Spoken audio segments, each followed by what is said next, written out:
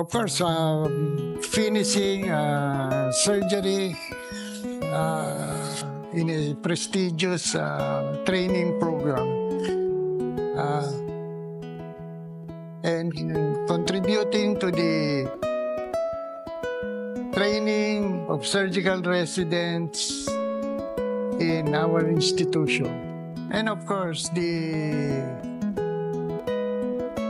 very instrumental in setting up the PICAS, or the Philippine Center for Advanced Surgery, which is in Cardinal.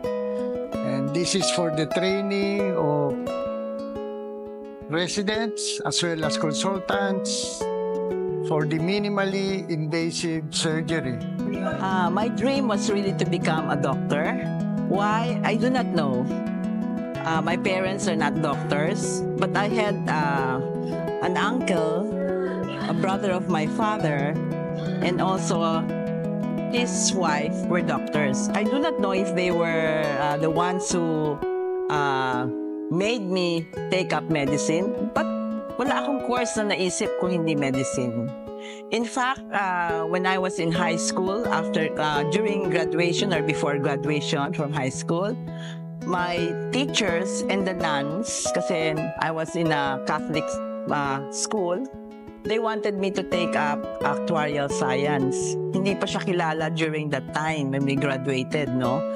But sabi nila sa akin, you're good in math, so why not take actuarial science? They really wanted me to take up that. And another thing is they dissuaded me from going to UP because UP at that time was noted to be to the left, no? Kasi I wanted to take up medicine, but in UP. As I said, the streamlining of the training program in surgery in Rizal Medical Center, and as well as very instrumental in putting up the first and only training program in MIS in Cardinal Santos Medical Center. And this is PICAS, or Philippine Center for Advanced Surgery. Actually, I really wanted internal medicine, no? But since my sister was taking up OB, obstetrics, so the natural thing is to be a pediatrician, para partner kami. So I also applied in pediatrics.